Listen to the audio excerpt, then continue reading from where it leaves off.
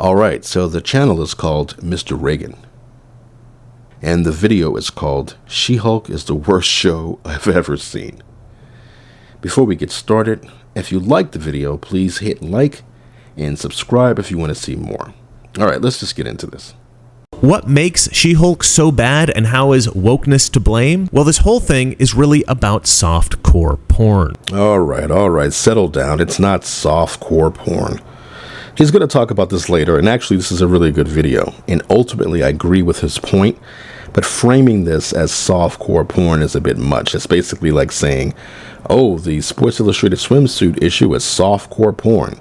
It's not softcore porn. She-Hulk, the worst show I have ever seen. Mr. Reagan. Donald Trump once said, everything woke turns to shit.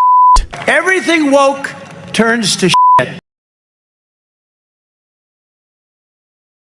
The show She-Hulk is a perfect example of this. Now, I had heard that this show was bad, so I went in with low expectations. The fact that they're calling this Titania is ridiculous. They didn't even fucking try. Alright, so this is Titania in the actual comic. I mean, they may have changed her look, since this is probably too sexy these days. They may have changed her look. The last time I remember for sure seeing her, she was in one of Jason Aaron's female Thor comics, where she was proud of the fact that Jane Foster was simply called Thor and not Lady Thor, or she didn't have her own name. For some weird reason, feminists think being masculine is what's great about being a feminist.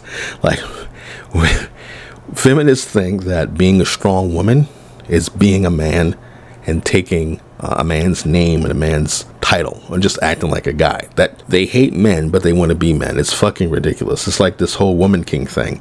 I didn't give a shit about the Woman King because I hated the title. And now it's hilarious that the Woman King is about a bunch of African warrior women fighting to preserve slavery. But yeah, Titania, this being Titania and being reduced to some stupid superhero or supervillain influencer, like, they don't care. Well, let's let him talk about how horrible this show is. But I like superhero movies and TV shows as a rule. I grew up on that stuff, and it gives me a little warm feeling of childhood nostalgia. The special effects are sensational, the comedy is often funny, and the adventures can be a lot of fun. Iron Man, Guardians of the Galaxy, Disney and Marvel can still produce good stuff. I mean, I doubt that Ant-Man is going to go down in history as a great classic of cinema, but I liked it. It's a bit of fun. Yeah, Ant-Man, it was pretty good. I could only imagine, though, how much better it would have been if Edgar Wright had completed the film, if he directed the entire thing and they hadn't interfered with him. That's one of the things about Marvel or MCU that they're going to have to, at some point, take a look at if they want to sustain this fucking studio. They should just ditch trying to make phases and just put out films and let the filmmakers bring their own personalities to the projects so they don't all have that sameness that they're suffering with now. But anyway, that's just what I think it should be like. So when something like She-Hulk comes along, I ignore the critics and I go in thinking, well, you know what? Let's see for myself. Maybe I'll see something in it that they didn't. And I think I did see something that they didn't, because I think I hate this show way more than anyone else. IRL no funny. I haven't even seen this show and I hate it more than he does. So what makes She-Hulk so bad and how is wokeness to blame? Well, this whole thing is really about softcore porn. I'll explain in one moment. First, I have to sell you something. Again, it's not softcore porn. Anyway, we're going to skip ahead here a bit. The primary problem here is the toxic mix of feminism and bad comedy. This is bad comedy. You see, this new She-Hulk series was not designed as a traditional superhero show. It was designed as a superhero comedy. And actually, that's great. I love that idea. Action comedies are my favorite genre. Raiders of the Lost Ark, Back to the Future, Ghostbusters, Star Wars, some of the greatest films of all time have tons of comedy in them. Yeah, but Star Wars and Raiders of the Lost Ark are not action comedies. They're not in the same category with Ghostbusters and Back to the Future. I hate when normies do stuff like that. Like, yeah, there's humor in Star Wars and there's humor in Raiders of the Lost Ark, but there's no way that anybody would confuse them and put them in the same aisle with Ghostbusters and Back to... And so done right, This is an amazing idea. The problem is everything in the MCU is a comedy now. She-Hulk wouldn't stand out. It doesn't stand out. Everybody quips. Everybody thinks everything is a joke. And with She-Hulk in particular, if you're going to do it like the comics, well, number one, you wouldn't have Jen. You'd have She-Hulk. And she'd be sexy. She'd love men. She'd be funny. She'd love the fact that She-Hulk gives her opportunities that Jen would never be able to take advantage of. But because feminists, their whole project is that women don't need to improve, that women are special and magical no matter how they look, no matter how out of shape they are. None of that matters. They're special and magical. So making She-Hulk the way she was in the comics, where she was like, hey, being She-Hulk is great. I love it. It's better than being Jen. That's a complete, no, that's a non-starter for them. And after watching the first episode of this show, I can tell you confidently that they did not do this right. From what I understand, comedy was a big part of the She-Hulk comic books. I never read comic books as a kid, and so I'm not the foremost authority on She-Hulk, but from what I've heard, there was always comedy in there. So great. You're doing this in, I think, the best possible way, and you're staying true to the source material. I knew as soon as they announced it that they were never going to stay true to the source material. They're doing exactly what I thought they were going to do, except it's more man-hating than I expected. She's a sex symbol in the comics. She's very kind. She's caring. She's funny. And again, she loves being She-Hulk. She's She-Hulk all the time in the definitive run. I don't know what happened after Byrne's run. I really didn't care about a lot of the other ones. I know Mariko Tamaki did one where the comic was everything but Jen turning into She-Hulk, and they glammed Jen up, and she just didn't want to be She-Hulk. Where if you do a television show, a live action television show with She-Hulk, it's going to be expensive because if you do it right, She-Hulk is always going to be She-Hulk. Jen will almost never be in the show. You know, sometimes in the comics, She-Hulk would turn back to Jen in order to, do something for the plot. One time somebody took pictures of her when she was sunbathing topless on the, Baxter building, the Fantastic Four's headquarters. Somebody took pictures of her. So in order to threaten the guy, she turned back to Jen and as a lawyer to kind of threaten him, with some kind of injunction or something. Also one time in one of the, I think it was, Sensational She-Hulk, the Marvel graphic novel, she turned into Jen so she could slip through these bars that they put her in as She-Hulk. They put her in the bars as She-Hulk.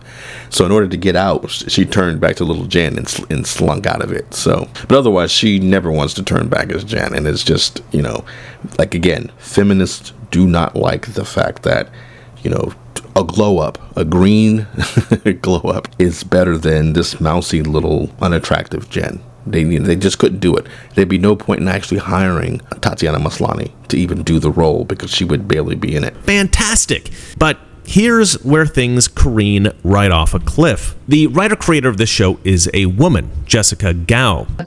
You're like, if I phone the scene in, she's just going to elevate it, Of course, I never would phone in a scene. Jessica Gao was just a feminist whine-on version of Taika Waititi with less talent. She sucks. She's absolute garbage. I hate how she said that her favorite run is the John Byrne run, when everything in the Disney Plus show is the opposite of what Byrne did. And it's the opposite on purpose because they, I'm sure, consider Byrne's run anti-feminist, even though it isn't. I mean, she's strong, empowered, and she makes her own decisions. But if it's sexy and pleasing to men, then it's a problem. Ms. Gao doesn't have a ton of credits, but the ones that she does have are from impressive projects. But the way that Hollywood works is that on shows, especially comedies, there are a bunch of writers, and it's never disclosed to the public how much each writer contributes. Now, I've been in writers' rooms before, and I know some Hollywood writers personally, and generally speaking, the women who work on comedy shows in Hollywood are there purely for the appearance of diversity and inclusion. They contribute nothing. And I suspect that Jessica Gao is that kind of writer. So the few credits that she does have don't mean a whole lot to me. In any case, Hollywood has been hiring women writers and directors a lot lately, especially for projects with female protagonists. The thing I hate about feminists is how they act like just because they're women, they get to decide who portrays them and how they're portrayed. It's one thing if a woman criticizes, a guy writing about a woman and her boobs are bouncing when she's walking down the stairs or her hips swinging. So guys love women. So if they're thinking about women and they're writing about women, they're talking about women, they may bring up their body parts and the way they move because, women are like a buffet in that sense.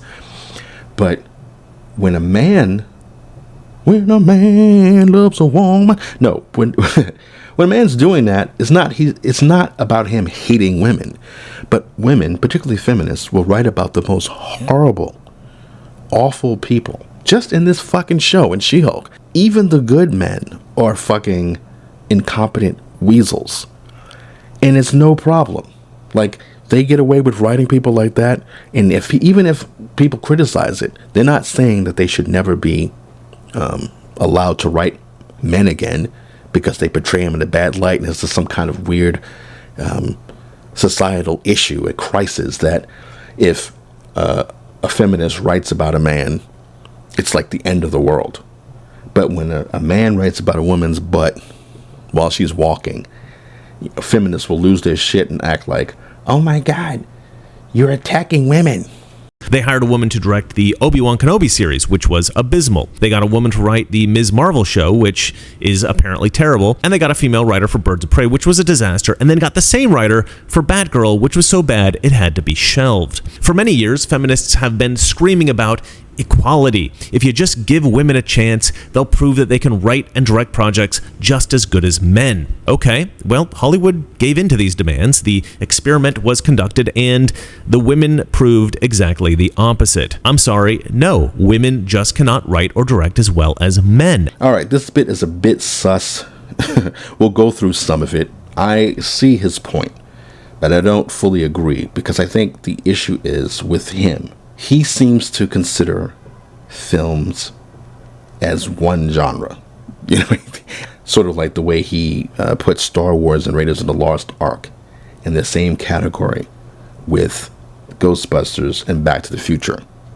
So, you know, he's talking about, well, women have been allowed, you know, there's been an experiment to allow women to write and direct, and it's failed, but it actually hasn't failed. He's talking about these women who've been allowed, these stupid feminists who've been allowed to take male-dominated, male-targeted properties, and they've been allowed to write and direct them, and they've gone out of their way to do the opposite of what men want. They took Margot Robbie, who was the most popular character in the Suicide Squad film.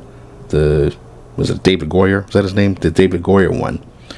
Every woman that year and the next year dressed up like her at comic book conventions and stuff. They took that character and they put her in a fucking potato sack. They took all the other women, they race swapped them, they made them deliberately unattractive, and then they made fun of the fans who complained. So on that, you know, so they failed. Yeah, those stupid women failed. But women, by and large, are excellent filmmakers. It's just true. Like, some of my favorite films have been directed by women. A lot of my favorite living directors are women. They're just not directing action films. You know, they're doing their own thing, so. Are some women exceptionally gifted and can excel in these fields? Sure, but clearly these women are the exception, not the rule. That is the ugly truth. There are some things that men are just better at than women. We have to stop pretending that that's not true. In my video about Batgirl, I said that Hollywood should be hiring more white men, not fewer, because it seems obvious to me that white men are the best writers in the history of the world. The greatest filmmaker of all times is a Japanese man, Akira Kurosawa. The best living author currently working today is a black gay man, Marlon James. You don't need all white men to work on action films and superhero films. You just need writers who are not going to turn them into screeds against men. Basically, you just shouldn't have feminists working on them. But I think everybody else would be fine. Now, several people commented on that video saying that that statement was sexist and racist. There is this absurd idea in our culture that every race is exactly the same, that there is no male brain or female brain. We're all just humans, and we're not allowed to even imagine that maybe black people are better at some things, that Chinese people are better at other things, and Russians are better at... All right, before this guy gets all race realist on us. No, but seriously, I would say that the difference between men and women is greater than the difference between races. I think that with races, it's more cultural than anything else, besides things like melanin or whatever. But with men and women, I think that there's a lot more going on in the brain, in, you know, the way that they, you know, emotions and in the body as well. So, but anyway, I'm gonna skip some of this. I don't care about this part of it. And yet they have hired women yet again for this Hulk TV show. Hiring a woman to write a project and another woman to direct a project just because the show is about a woman is a recipe for disaster.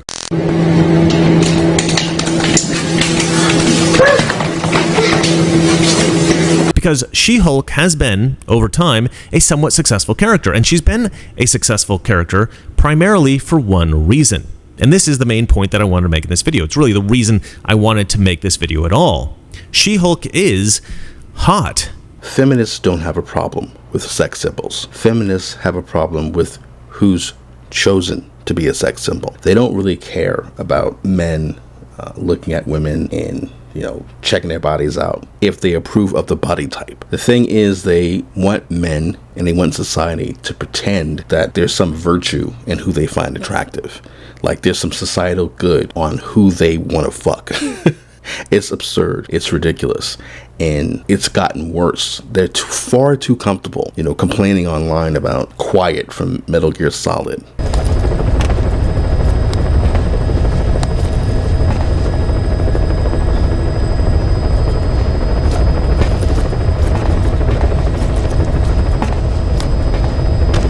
Or Uzaki-chan. Senpai! あ、こっちこっちこっちっす。お前イヤホンはほらほら先輩、隣空いてるっすよ。いいな、本当に。でしょ。まあ私はいつも腰より肩っすけどね。昔から肩こりひどくて。そりゃまあ、それあれしてたら。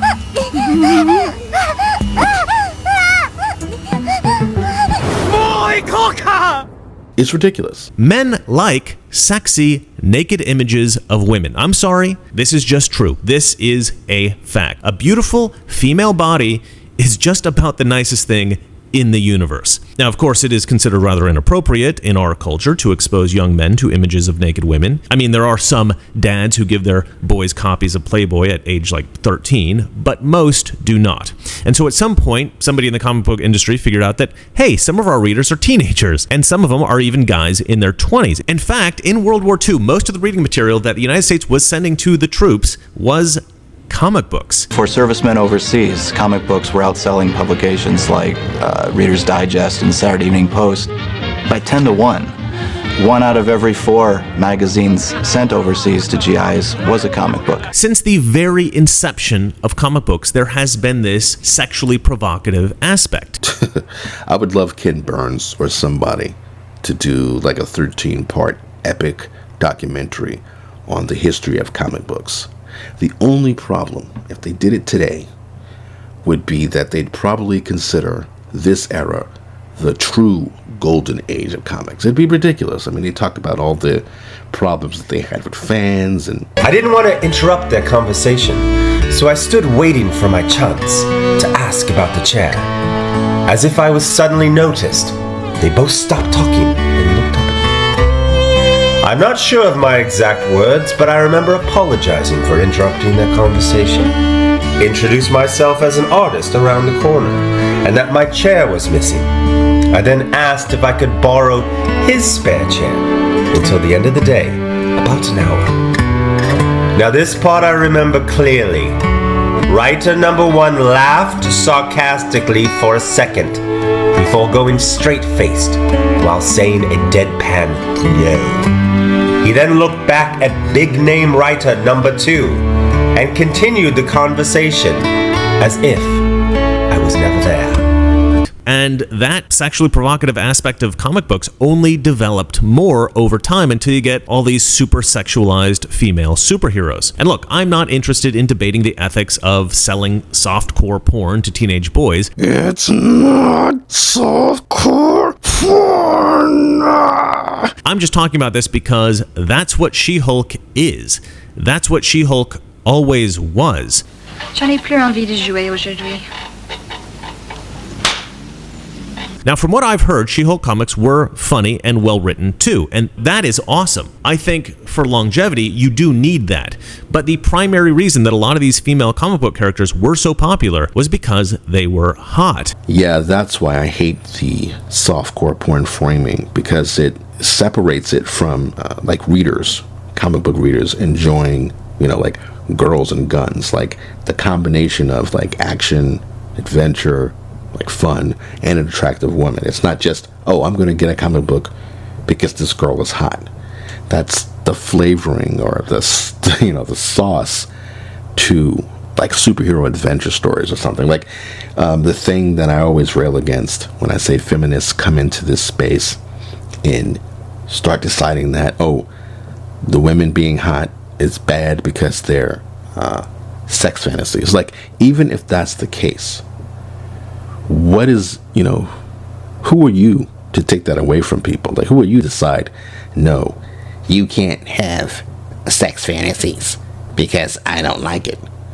And it's treated again like they have the right not just to complain about, oh, I don't like the fact that you have these, idealized beauty standards in comic books, but they literally take that away from readers as if women in society are being hurt by the fact that men like attractive women. It's insane.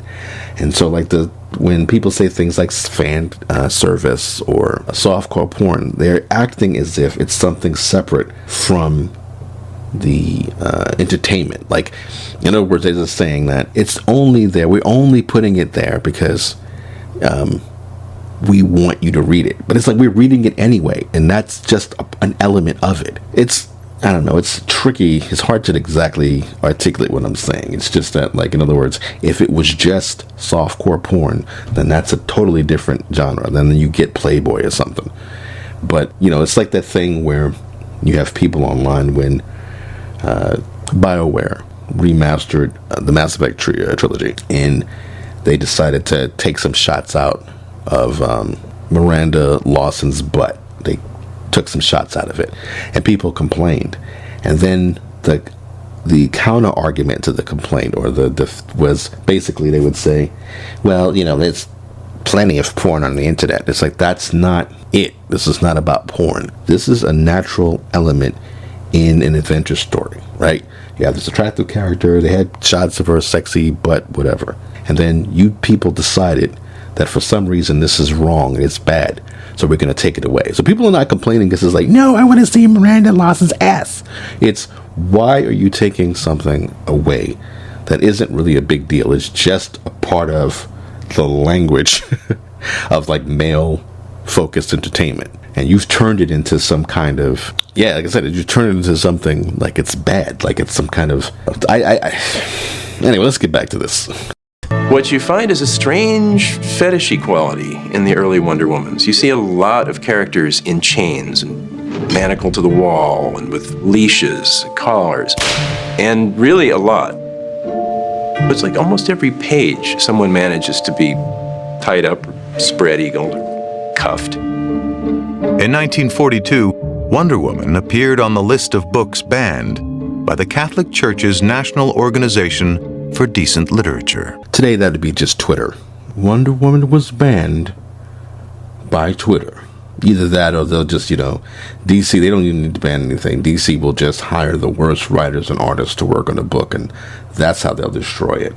And so here we have the woke dilemma. There is this feminist idea that a female character can be used to provide little girls with a role model, to give women a sense of power and self-esteem and confidence and all that good stuff. And look, I have 5 nieces, and I genuinely want my nieces to grow up with confidence and high self-esteem and to feel powerful and all that great stuff. But trust me, these girls are not growing up with confidence issues.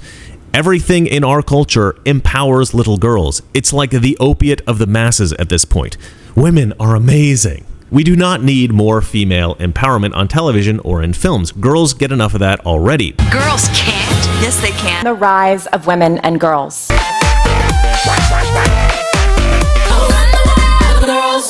In fact, I'd say that as a society, we forget to balance female empowerment with values like humility and respect for others and general morality. So you ladies can call it what you want, and I'm thinking, how long have y'all been dating? 2 weeks now.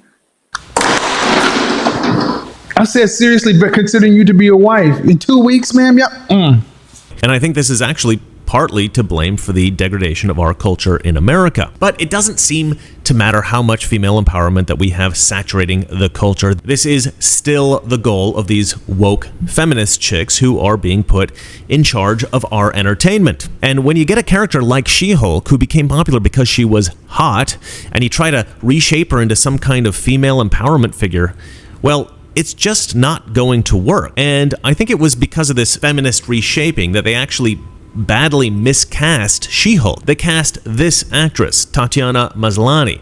Now, she's a very good actress. In my opinion, she overacts a little bit, and I mean, I don't know, maybe she was trained in the theater or something like that, but she is good. She's believable, and she's got charisma. But despite being a good actress, she's just not that hot. I mean, she's not ugly, but... Okay, so I'm concerned about his logic here. She-Hulk is the hot one, not Jen. So I don't know why he would think Tatiana Maslany would have to look like She-Hulk in order to play She-Hulk. She's playing Jennifer Walters, who transforms into She-Hulk. If she were playing She-Hulk, that would be an issue. But she's playing Jen. So I don't... She-Hulk is essentially a green-skinned Victoria's Secret model. And Tatiana Maslany, she's just is not a Victoria's Secret model. And I don't think that any guys are going to be tuning in each week in order to catch a glimpse of super hot She-Hulk because, look, you need an actress that guys will go crazy for, and that's just not her. And it's a brutal thing to say, but it's true. They got it right with Gal Gadot and Wonder Woman. They got it very wrong with She-Hulk. Okay, I guess what he's saying is her face isn't pretty enough to be She-Hulk. I guess that's what he's saying, because he's saying hot.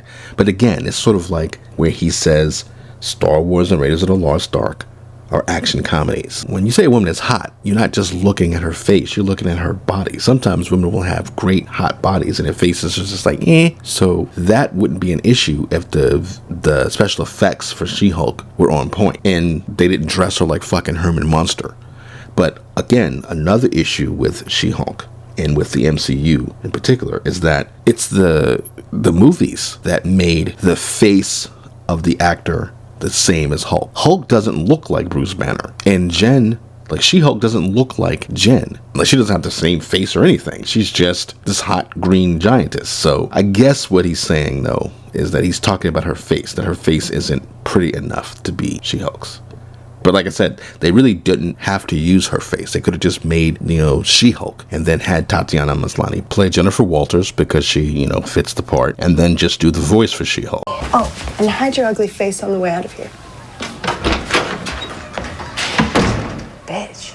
Anyway, this project was always going to fail because those producing it didn't think about why the character was popular in the first place. Oh no, they know exactly why she's popular. In fact, in the comics, before the show was greenlit, they had reduced her to Bruce Banner with a wig. She was just Bruce Banner Hulk with a wig. They made her a dumb monster who couldn't control being Hulk.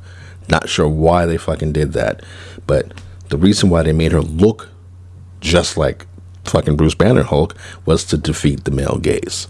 That's all, that's all this current era of Marvel and DC is about.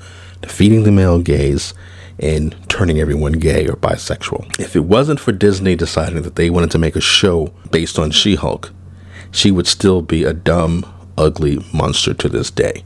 So, to this day. So the only reason, the only good thing about the Disney Plus show is that at least in the comics, she looks like she's supposed to, even if the stories are still crap. But leftists in Hollywood have this idea now that they should be taking everything that's ever been popular in the history of our culture and transforming it into leftist propaganda. But there is a massive problem with this, which is that some of the reasons a character is popular, well, those reasons don't always work to convey leftist propaganda, and so these popular elements have to be stripped away. But when you strip away some of the elements that have made a character popular, then it's not the same character. It's something new. And you have no idea if that's going to be as popular as the original character. You cannot take a character that was essentially created as softcore porn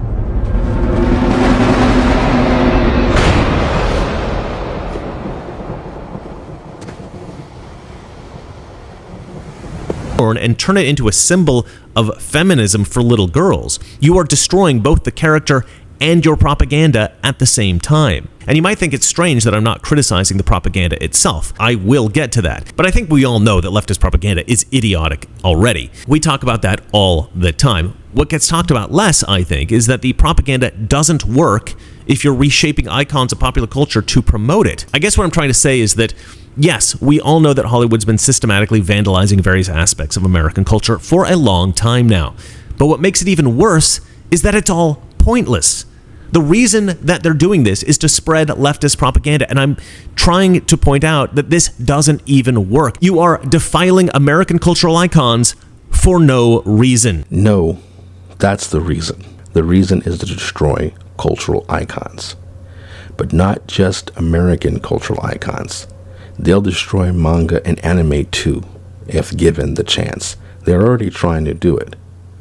They're not trying to spread leftist propaganda so much as erase what men, the people they've already written off, basically men. They've written off men who complain about race swaps, gender swaps, SJWs, woke media. They've written these people off. So they don't expect to change their mind. They don't expect that the things that they're doing when they, turn Little Mermaid black, they don't expect that to make people decide to give up on being racist or misogynist.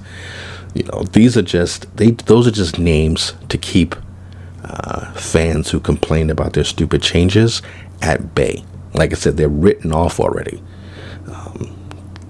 They're hopeless. They don't expect to ever change any fan's mind about these things. They think that there are more people in the world who like their shit than doesn't. So to them, even if they fail over and over and over again, it won't matter.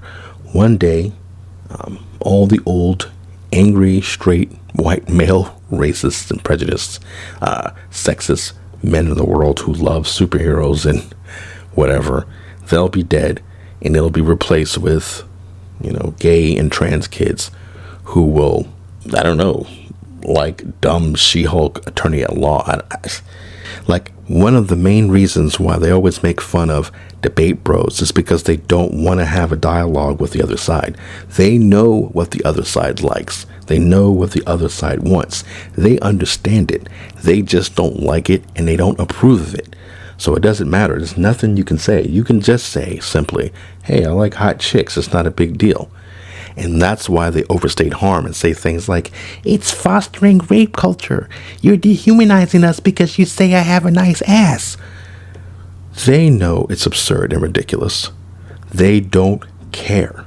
All right, let's go through this show a little bit, and I'll point out some of the reasons why it sucks so much. Watching the first episode of this show was genuinely painful. The very first thing that happens is cliche sexism. Jennifer Walters, the human woman that becomes She-Hulk, is a lawyer, and she is rehearsing her courtroom closing arguments for a big case. And this guy that works with her, a straight white guy, tells her to smile more. But today, you, the jury, can prove that's not the case. More smiles. Wow, what an evil sexist pig. Can I just say, telling a woman to smile more is not sexist. It's just good advice. A recent study at Penn State University found that when you smile, you don't only appear to be more likable and courteous, but you actually appear to be more competent. Everyone should smile more. Smile once in a while. My dad told me to smile. Yeah, that smile thing is another feminist thing where, again, anything that they think will be pleasing to men, they don't want to do. But men tell men to smile too. Now, I don't mean in a gay way. I've had older men tell me, hey, smile more, stop looking so mean and grim. I've had plenty of women say, you look so mean, smile more. So, it's not just a woman thing that, it's meant to demean them or whatever. It's so stupid. Smile. And mind your own business. How about that? Smile.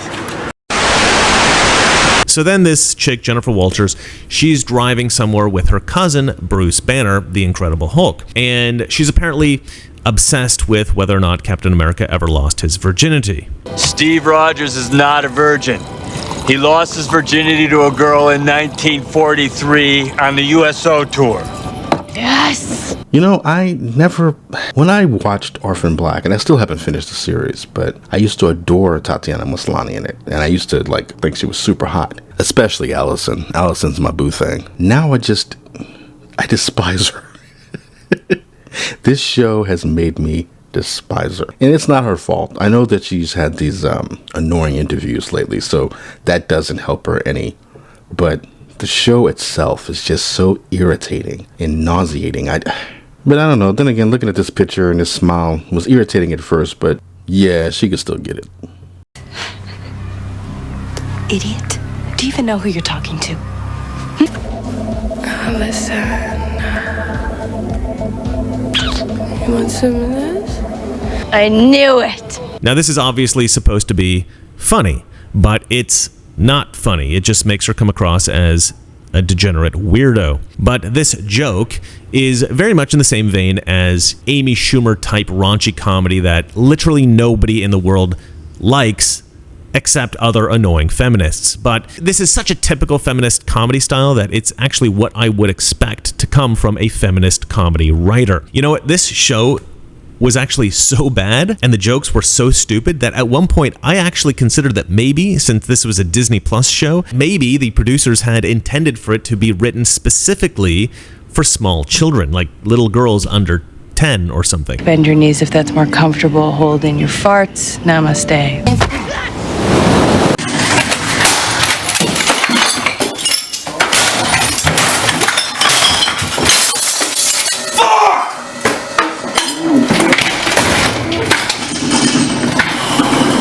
And that would make a lot of sense. Really bad jokes, slapstick comedy, and general crap writing are sometimes kind of charming for young children. But then you got all the sex jokes and the drinking going on the show, and I realized, no, this is not being written for children. This is actually being written for adults. So anyway, after driving for a while, this chick gets into a bad car accident. Her cousin Bruce Banner starts bleeding. He's like cut, and he starts to bleed onto her, and she's got a cut. And so she gets infected with a little bit of his Hulk blood, and then she turns into She-Hulk. It says a lot about feminists that they'd rather the She-Hulk origin be she wasn't paying attention while driving on the road because she was making fun of the fact that Captain America was a virgin. So she suddenly turns around, sees a spaceship in the middle of the road, and flies off the side of a cliff, nearly kills herself and her cousin. That's the origin they think is better than the original. Idiots. And, you know, I'm not sure why they spent so little time on her origin story. I think that was kind of a weird choice and honestly a real missed opportunity. Now, in the comic book, Bruce Banner actually gives her a blood infusion, which I think is a much more interesting idea. Writing in a scenario in which Bruce Banner either has to give her an infusion of his blood, his own blood, or watch her die, that is such a provocative ethical dilemma. I mean, the infusion might turn her into a Hulk, but it will certainly save her life. Okay, what to do? That would have been great. And it was right there in the comic. The chick who wrote this script just had to lift it from the page. When Bruce gives Jen the blood transfusion, he has no idea it's going to turn her into a Hulk. Why would he? That's like a 1 in a trillion type thing. Now, Jessica Gao makes the excuse that the reason why she changed the origin was because she didn't want Bruce to deal with the guilt of turning his cousin into a monster. But that's not the case at all. Everybody knows it was done because feminists don't want men saving women's lives, even when the woman is the reason why her life is in peril. She caused the accident in this stupid Disney Plus show. She caused the accident, and yet they still have the nerve to have her be the one to save Bruce. She's the one who put him in the jeopardy in the first place. And they still, when I saw the trailer and I saw the vehicle flipping over, I thought it was the mobster storyline. But no, it wasn't. This stupid bitch just, she caused the accident. And even if Jessica Gao really looked at it like Bruce knowingly gave her knew that when he gave her the transfusion, it would turn her into a Hulk. The comic book already covers that. But the classic, he saved her, and then there was a good arc where he thought he was cursing her with his curse. Actually, he might not have known that this would happen. He was trying to save her, and then she changed, and then he felt he cursed her, and he made a mistake. And look what she says. I don't blame you. I'm trying to tell you that I'm so grateful I could kiss you. I like being green, fighting villains, and being an Avenger. The comparison. It's amazing. It's amazing. I don't want to be a superhero. I want to be a lawyer. I like my job. Oh, my goodness. And she's saying, I'm grateful that I could kiss you. But again, she can't have a woman benefit from the actions of a man. They're that possessed in Hollywood and the world right now. They are that sexist. Because that is a sexist standard that they are pushing to the point where they are ruining characters. And look, and she goes on, cousin, we're not monsters. We've got a great gift, the power and ability to do good. Like, I love this because, one, it's being consistent with that Bruce at this time, because granted, the Bruce in She-Hulk series is past the fact that this is a curse where his life is great now, which makes him a far less interesting character. But there was a really good dynamic here that she was actually trying to tell him, we're not monsters. This is actually something, and this is where she is appropriately helping him out. Yeah. Okay?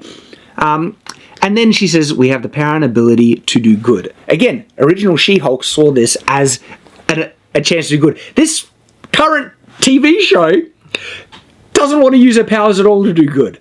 Instead, she wrote in a car accident, he bleeds on her, now she's a Hulk. Her origin story is like less than a minute long. Clearly, the woman writing this does not understand how to write a compelling narrative. The She-Hulk origin story should have been an entire episode minimum. Anyway, so this chick becomes She-Hulk and she runs off, and then eventually, after turning back into Jennifer Walters, normal human, she stumbles over to a bar. Presumably, she's a bit disoriented, and this is just the first place that she finds. After her car accident, she's all dirty and kind of freaked out, But instead of going into the bar and asking people for help, which I think is the natural thing that most people in the world would do in real life, instead she sneaks in the back like she's an American POW who's just escaped from a Vietnamese military prison. She doesn't want to be seen. It doesn't make any sense. Your boy Zach always says, or used to always say, SJWs don't human very well, and they don't. So Gal writes this scene where Jennifer wakes up in the woods or whatever, dirty and disheveled. She sees a bar, she goes to the bar, but instead of going up to the front door, where she sees a woman actually going into the bar, she goes around the back. And the reason why she does it, and he's going to talk about this too, is clearly simply because a man would have been the first person to see her and to help her. That's it. I mean, it would have been better if she had just walked up to the bar and then immediately they did an accused type situation so she could turn into Hulk and try to fight her way out of it. Not try, but fight her way out of it. Instead of doing this phony, let me sneak around into the back because for some reason I don't want a man to be the first person to see me in case he decides he wants to help me. When writing any story, a character's actions always need a natural motivation, or at least a believable one. And honestly, I have no idea what the motivation for sneaking in the back of the bar was supposed to be, but as I said, this writer does not seem to know what she's doing at all. So Jennifer Walters goes into the bathroom to clean up, and a gang of girls comes in, maybe prostitutes, it's hard to say, they're kind of dressed like prostitutes. Anyway, they basically clean this girl up, almost against her will, which is kind of weird. I think that this was supposed to be funny, but of course, it wasn't. That scene is so important to me because it really shows like the magic and the protective like warmth of the women's bathroom. The women in that scene looked like straight up 80s movies prostitutes or something. It was ridiculous. And instead of them actually like washing her face and actually asking her and speaking to her, because this is like, oh, look at the magical wonder of the women's bathroom. It's like these clowns go in the bathroom, they just assume, oh, a man did this to you. They don't ask her exactly what the problem is. They don't say, let's call the police. They don't ask any of that. They just give her a fucking makeover without cleaning her up or anything, throw some stupid ass coat on her, and send her on her way. They don't even make sure she's all right. They just say, oh, makeup will be fine. It'll take care of you. Here's this little coat. Go on about your way. We don't know. We you don't have any shoes, whatever. Fucking stupid. And I don't even understand. Okay, if she had to fight for this scene, I don't understand what the people who were trying to take the scene out were even, what their reasoning was. Did they say, oh, we just need to cut it for time? Did they not explain to her, okay, you want to talk about the magic of the women's bathroom, but this doesn't make any sense. They run into the bathroom, they see her, they don't actually speak to her, they just start making all these dumb assumptions and just start talking. She doesn't say, oh, I've been in this accident, I gotta make sure my cousin is all right, anybody has a phone, or I'm a little disoriented. Nothing. They just literally give her a makeover and send her on her way. And does no one tell her, hey, this is fucking stupid? I guess all she said was, this is important feminist situation for me. And they just went, okay, sorry, all right, no problem, thank you. When you get past the magic barrier of the women's bathroom door, it is the most protective and loving and supportive environment. A girl that you meet in the bathroom of a club will go and help you bury your dude if you need her to. And you know what? I think that this scene is actually why the character snuck in the back of the bar, because had she walked in the front of the bar, it's likely that a man would have immediately run over to help her, and the writer probably thought, well, I can't have a man help her because, I have to show every man is either evil or incompetent in this show, and so I'll have to sneak her in the back completely unnaturally so that it'll give this girl gang an opportunity to find her and help her out. And so you see the way the woke mind works. We can't write anything in a way that seems at all natural, because the way the world works naturally does not conform to the propaganda that we want to spread. So we're just going to have to put in all these random things that don't make any sense. And I mean, it's fine, right? It's just a TV show, nobody cares. But people do care. It is the difference between good writing and bad writing. And believe it or not, people can tell the difference. So this chick leaves the bar and she looks like a prostitute because women dressed like prostitutes cleaned her up. So these guys come up to her, presumably thinking that she's a prostitute. And these guys are essentially just caricatures of sexist a-holes. When feminists write about how evil men are, these are the guys that they're dreaming about. Hello there, YouTube. I just discovered something very unsettling about this scene while I was editing. Is the implication here is that if she hadn't dressed up like a whore, she wouldn't have gotten this negative attention from a group of men? Because I thought that scene where they were dressing her up was, okay, that's a nice little scene, whatever. It's still kind of funky because she doesn't explain that she was in a car crash. And it's supposed to be like the duality of oh, look how women act when they see a woman in crisis. And look how men act when they see a woman in crisis. But the thing is, the men don't see her in a crisis. They see just another slutty looking chick at a bar that they can hit on. I think the showrunner or whoever she is said that, that scene with the women in the bathroom is so important. Yeah, I bet it is, because that was the only way you could get these men to react this way and start the whole catcalling scene. Because if they had seen a woman who is filthy, bloodied, with no shoes on, they would not have reacted that way to her. They wrote themselves into a corner. They wanted the scene to happen, so what they did was they got a group of women to bombard her in the bathroom and dress her up like a hooker just so that the catcalling scene would work. That had nothing to do with progressive shit. It was just a tool. It was a plot device to make what they really wanted in the scene to work. Wow, Disney, wow. That's not progressive. Like the implication that she would have not been harassed had she not looked like a whore.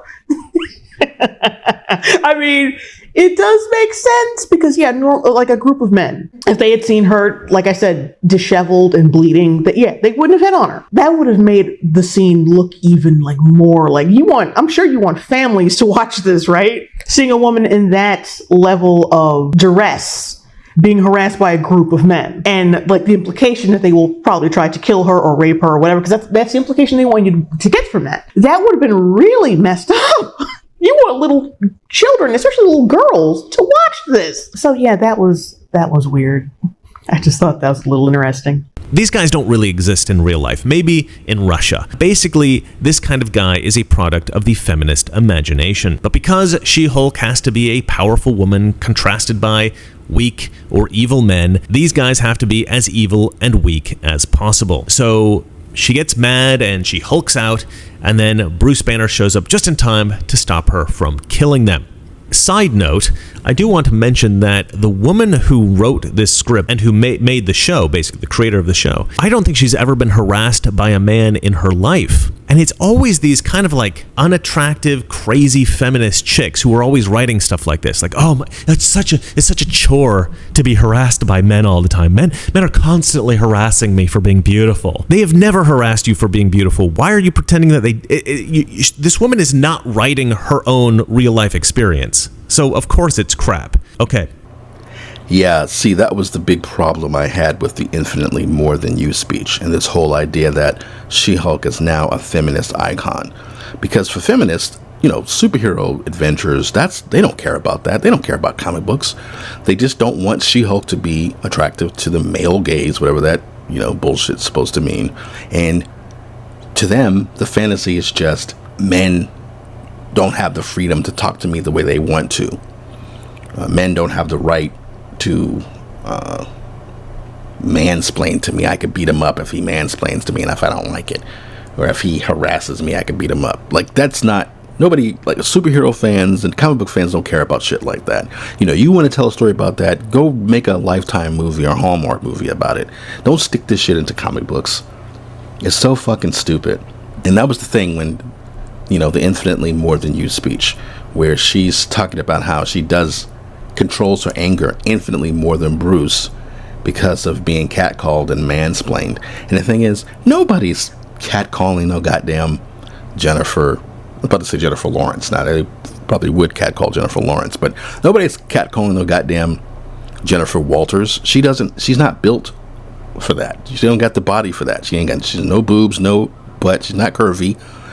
She would have to literally dress like, I don't know, an Instagram influencer or something she has to show that she wants attention for somebody to actually say something to her. And even then, it's probably just be out of obligation. But nobody's looking at fucking Jennifer Walters and going, hey, mama, shake that ass.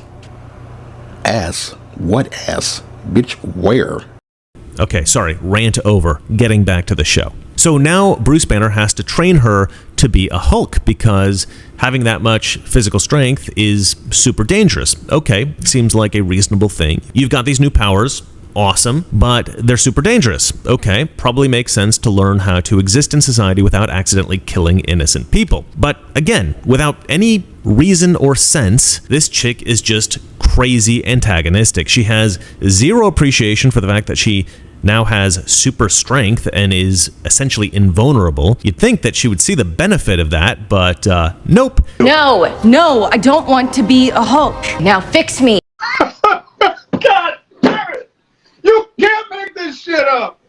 Get me back to normal. She's just pissed off about the whole thing, and she seems to have zero respect for Bruce Banner, one of the most brilliant scientists in the fictional Marvel universe, and a guy who has literally saved the world. Oh, so you didn't wind up alone?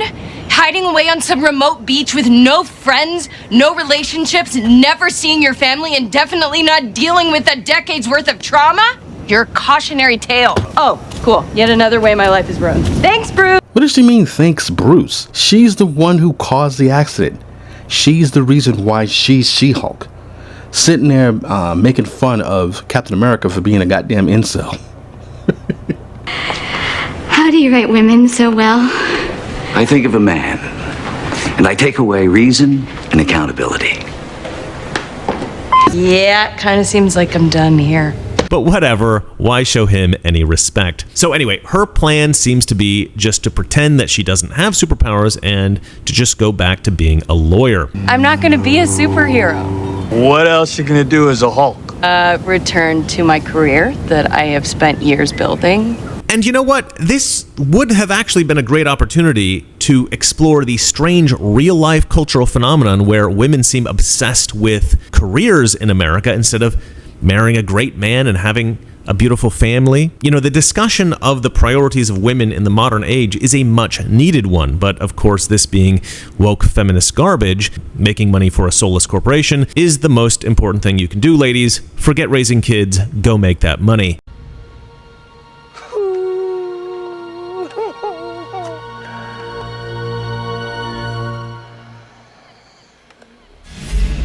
that is going to make you happy for sure. So she's got this myopic obsession with going back to the city and going back to being a lawyer. But Bruce does finally convince her to stay with him and to train a little bit.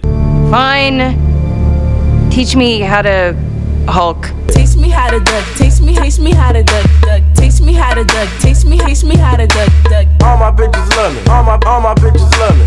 All my bitches love me. So there is this training montage that seems to be lifted directly from The Last Jedi, where She-Hulk does not actually need any training or advice and is spectacular at everything that Bruce Banner thinks that he needs to teach her. Because I'm better than you? This is basically different. In a better way. Being a Hulk asks for balance. Enough commotion.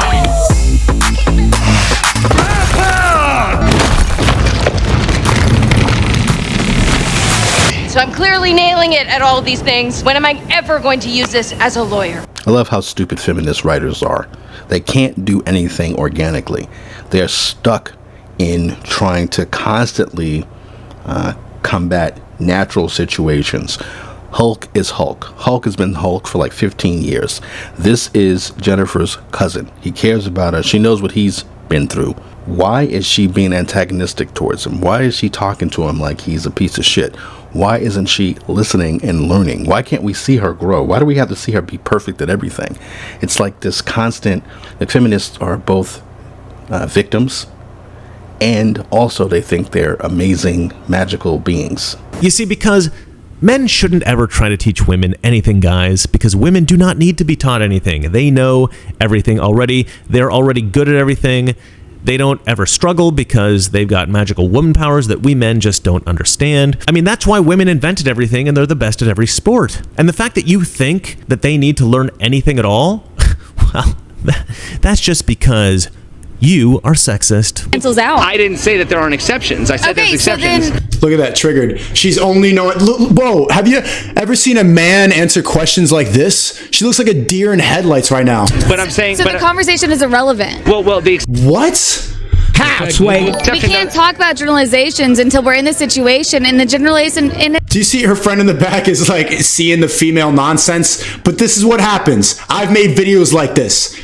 As soon as you trigger them, they stop making sense. They just need to fight you. It cancels out. But at the same time. So it's not fair to put on camera and to hold me to a word of generalization until there are exceptions. I hope you see this. Whoever girl your name is, someone send it to her, someone knows her. Send this video. You make absolutely no sense. And chat, tell her she makes absolutely no sense.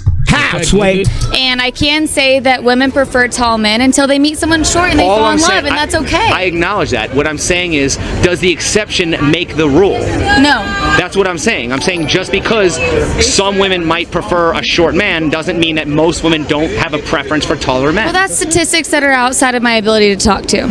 The statistics and the sources and the people are so dumb with the statistic nonsense, bro. You know that women prefer tall men. I'm tired of this. Bring up the sources, but where's the facts that say that? Everyone knows this. Why are you disagreeing? No, I'm asking. I'm just asking your opinions. Like I said, yeah. I'm not willing to put my opinion on camera. You consented to it! Oh my fucking god! Chat. She stepped in and said, I consent to be interviewed, and this stupid bitch is saying, no, I don't want to say it on camera. 2 minutes ago, you consented to it. Word for word. Word for word. Holy fuck. Holy fuck.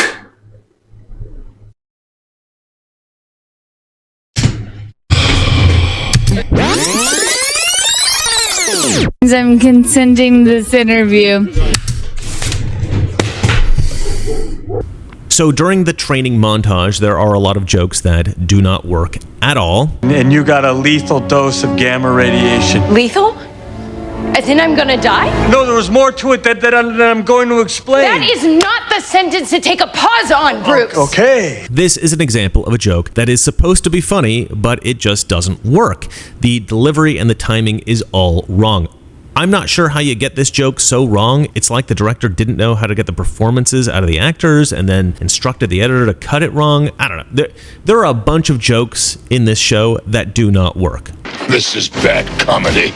The whole thing is just cringe. As I said, it is painful to watch. And then there is this super cringe feminist rant where She-Hulk explains that she is amazing at holding back her anger because men are constantly being sexist to her, but because society makes women just suck it up, she's been holding in her anger for years, way more than Bruce Banner ever had to do. So I'm great at controlling my anger. I do it all the time. When I'm catcalled in the street, when incompetent men explain my own area of expertise to me, I do it pretty much every day, because if I don't, I will get called emotional or difficult, or I might just literally get murdered. So I'm an expert at controlling my anger because I do it infinitely more than you. What? What, bitch? Bitch?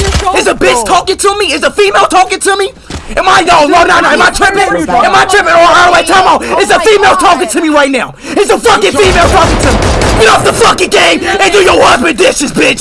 Shut up. You just don't understand how hard life is for women. I have to work at this high-end law firm in a very nice air-conditioned office, unlike privileged men who get to be trash collectors and loggers and firemen and crab fishermen and easy stuff like that. Anyway, she's amazing at everything, and she turns out not to need any advice or training of any kind, and so she decides that she is going to go back to her super important lawyer job and just disregard everything that Bruce Banner has to say. But Bruce Banner can't accept this because he has male pride or something like that, I don't know. And then they have a Hulk fight, like a physical fight. And the motivation for this fight is, I kid you not, a mild disagreement. Bruce wants her to stay with him and train to become a superhero, and she wants to go back to her old life, to be a lawyer. I hate that smug little dance she does at the end there after she's finished clapping like that.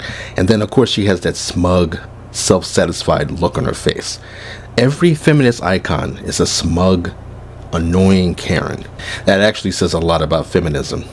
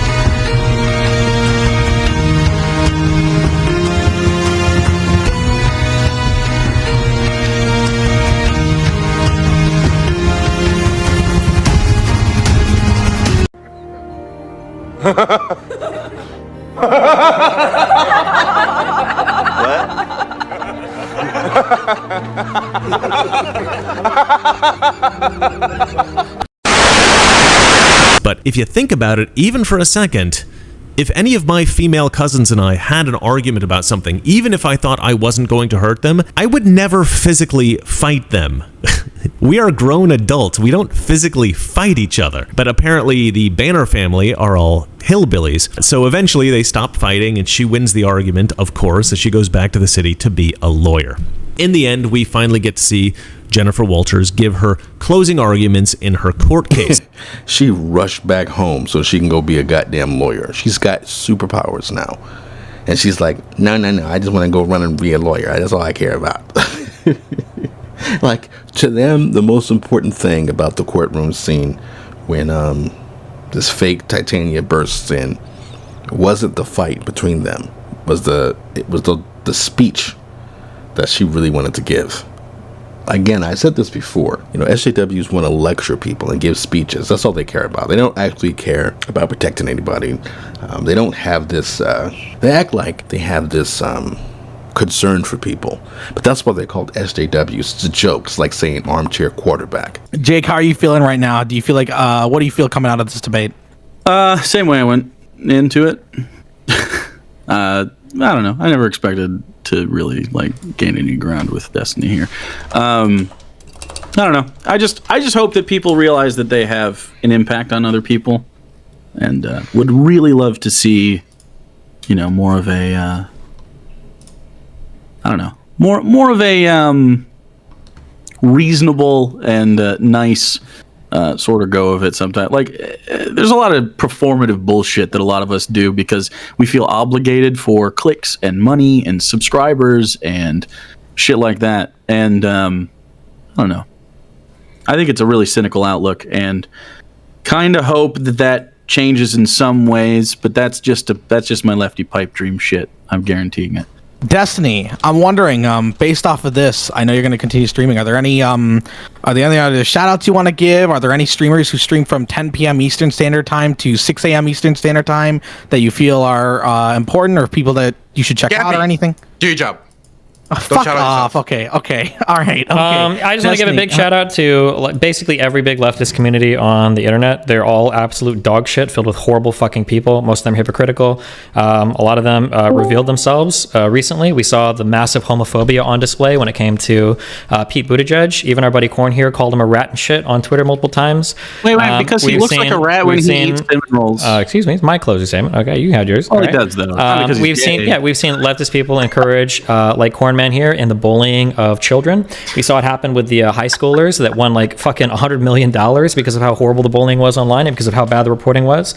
And we've seen them engage in things like death threats or calling me racial slurs, and they seem to all think it's okay. The problem with a lot of these people that are quote unquote leftists is that they don't actually have any principled positions on anything they believe in. They just think that it's bad as long as they agree with the person politically, and if they disagree with the person politically, then all insults and everything are good. So yeah, fuck all these losers on the left. They don't stand for fucking anything. They, as the Korn guy said, and trust me, I'm from fucking Nebraska, lived there for 30 years. I know Korn, all right? And this Korn is absolutely a performative fucking loser that is full of shit on fucking everything. There's a reason why he has such strong feelings about me and couldn't bring up a single fucking example. He tried to mine aspects of my personal life to do it. People that are literally fucking stalking and harassing me across multiple platforms that any person can look and see oh yeah, this is a horrible person.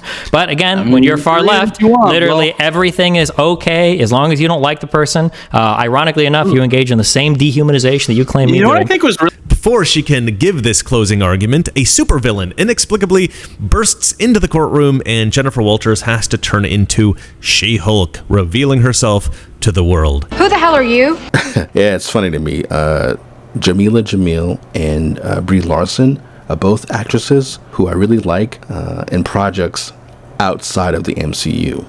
Both of them they get shredded a lot on social media, but I love Jamila Jamil in The Good Place, and I love Brie Larson in Scott Pilgrim. This costume or this outfit that they gave Jamila for Titania is absolutely ridiculous. And once again, it's ginger erasure. If they didn't want her to look like, the comic book counterpart because she shows so much skin, fine. Give her some type of tight leather outfit. Let her hit the gym for a couple of months and tone up and put her in something sleek but that covers her body but fits her shape or something. I don't know. They could have done so much better. It just shows you what this stupid staff thinks of superhero comics and how lazy and sloppy they were, not just in the storytelling but just in everything, like the costumes, just the editing, the randomness of her bursting into the courtroom, Titania, and just it's like she just happened to burst into the same courtroom that She-Hulk is in. And what's also ridiculous about it is that apparently she was supposedly, and I think in later episodes they say she was running away from trying to, she was trying to avoid paying a ticket or something. How does she not know where to go? Why is she bursting through walls? She can just run out the front door. Like, it's so fucking stupid. Jennifer Walters, attorney at law. And you know what? Fine. I mean, I think this is a terrible way for her to reveal herself to the world, but whatever. I can look past that mistake because there is a far worse mistake here. Who the heck is this new supervillain character? We're just going to introduce a new character at the end of this episode just so that Jennifer Walters can reveal herself as She-Hulk. This is a quintessential example of writing contrived plot points into a story for the convenience of the writer. Should I take 5 minutes to think about why this character is here and how to include parts of that character's story into the episode so that their introduction into the show at the 11th hour doesn't seem entirely random or senseless? Nah, it'll be fine. And that is where the episode ends. It is absolute shit. But is it really the worst show I have ever seen in my life? Well, no. Probably not. There's a lot of crap out there. But if you account for budget, I think yes. You are getting a lower quality product per dollar on that show than probably any other show in history. Then again, the new Lord of the Rings show on Amazon, The Rings of Power, has yet to premiere. Well, that's it for me. And remember, everything woke turns to shit. Good night. Yeah, that's going to be it for me too. Good video for Mr. Reagan over here. And if you made it to the end of my commentary reaction, you're a real one. Thanks for watching.